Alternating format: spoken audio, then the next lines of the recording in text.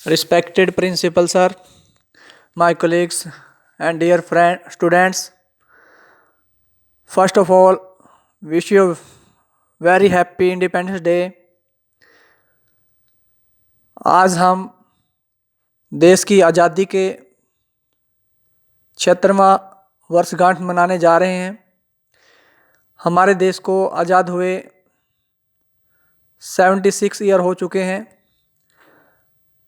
और आज मैं आपको इस सभा में कि हमने अपना तिरंगा किस तरह से हमारे तिरंगे ने यात्रा करके हमें जिस रूप में हम आज अपने तिरंगे को देखते हैं, तो ये रूप किस तरह से इस तिरंगे तक पहुंचा।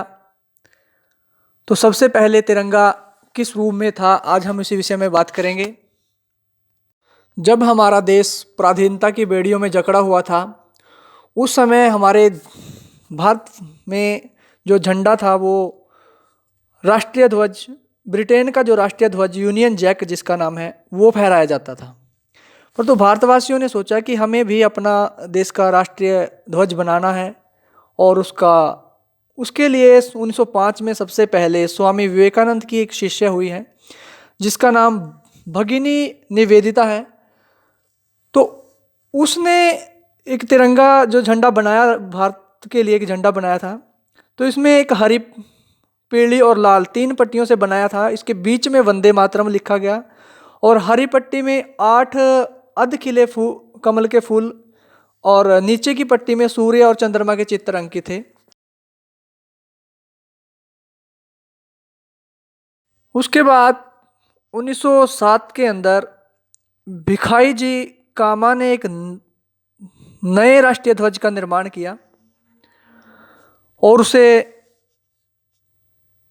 ब्रिटेन में भी फहराया गया। जर्मनी के ब्रिटेन में नगर में भी तिरंगे को फहराया गया। तो उसके बाद 1917 में बाल गंगाधर तिलक, श्रीमती एनी बेसेंट ने एक राष्ट्रीय ध्वज का निर्माण किया। उसमें इसके अंदर यूनियन जैक, जो अंग्रेजों का जो क्रॉस का निशान होता है,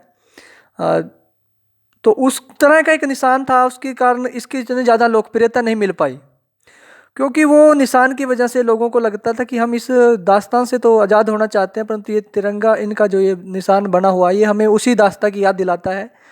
तो उसको ज़्यादा लोकप्रियता ना मिलने के कारण फिर महात्मा गांधी जी ने 1921 में पिंगले वेंकैया जी को एक झंडा के निर्माण का कार्य सौंपा। तो उसमें उन्होंने लाल हरी पट्टी पर चरखे का जो चिन्ह था वो अंकित किया। बाद में उन्होंने इस तिरंगे के अंदर जो झंडा बनाया था उसके अंदर एक सफ़ेद पट्टी जोड़ दी, जो सफ़ेद पट्टी सभी धर्मों के लोगों का प्रतिनिधित्व करती थी। 1921 में जो कांग्रेस का अधिवेशन हुआ उसमें इस झंडे को फहराया गया और लगातार इस जो झंडे को बनाया गया था, इसको लगातार 10 साल तक 1931 तक फहराते रहे और उसको लोकप्रियता काफ़ी मिली।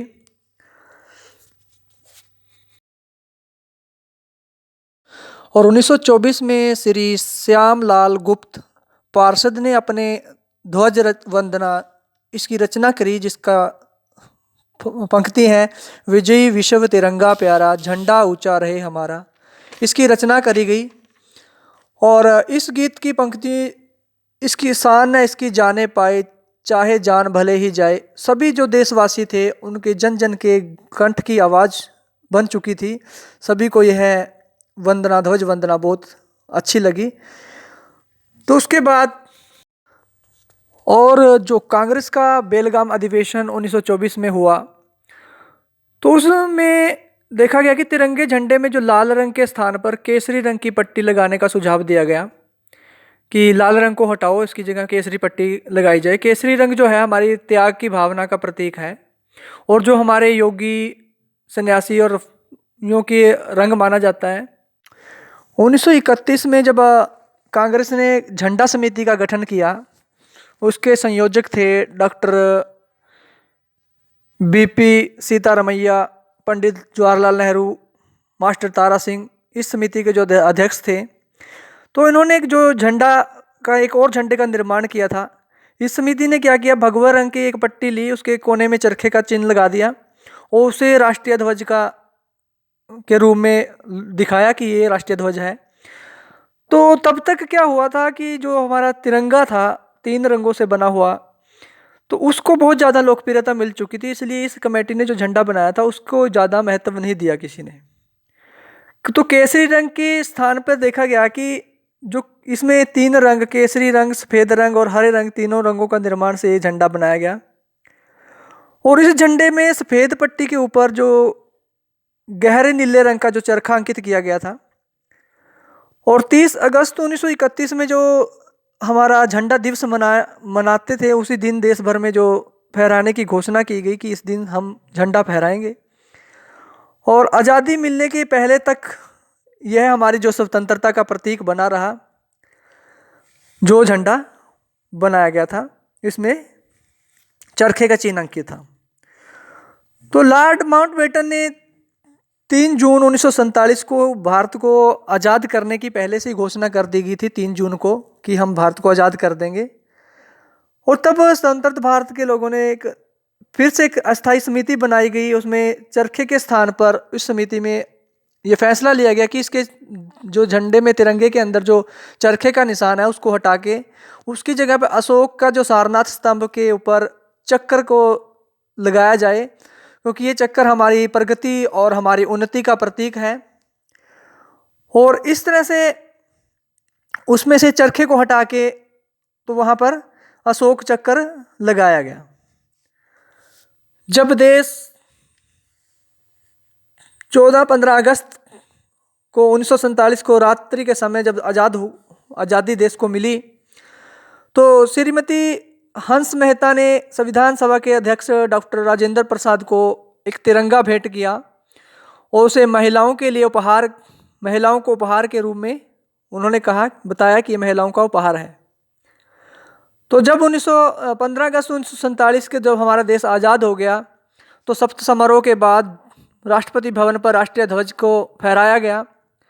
और अगले दिन 16 अगस्त 1947 को सुबह 8:30 बजे पंडित जवाहरलाल नेहरू जी ने राष्ट्रीय ध्वज लाल किले पर फहराया और सुभाष चंद्र बोस जी उनके सपनों को साकार किया।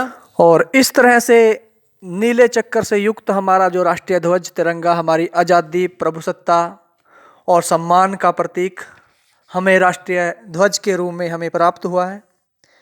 हमें इसका सम्मान करना चाहिए और सम्मान अपने देश का और तिरंगे का हमेशा हमारे मन में होना चाहिए और हमारी कभी भी अपने देश को, अपने तिरंगे को झुकने नहीं देना। जान भले ही चले जाए हमारी, तो हमारा देश, इस तिरंगा ही हमारे देश की शान है। इस तरह से अलग अलग रूपों में आते हुए तिरंगा हमारे बीच में आज इस तिरंगे के रूप में हमारे सामने है। तो तिरंगे की यात्रा के बारे में हमने आज बात करी। तो आज इस साल जो सरकार अमृत महोत्सव मना रही है, तो हमें अपने घरों की छतों पर तिरंगा लगाने का जो सौभाग्य प्राप्त हुआ है, तो सभी अपने घरों की छतों पर तिरंगा फहराएं और इस आज़ादी के अमृत महोत्सव में भागीदार बने और कभी भी अपने जो राष्ट्रीय ध्वज का अपमान ना होने दें, ना करें। तो इन्हीं शब्दों के साथ मैं अपनी वाणी को विराम देना चाहूँगा। एक बार फिर से आप सभी विद्यार्थियों को और स्कूल स्टाफ को मेरी तरफ से और देशवासियों को मेरी तरफ से स्वतंत्रता दिवस की हार्दिक शुभकामनाएं। जय हिंद, जय भारत।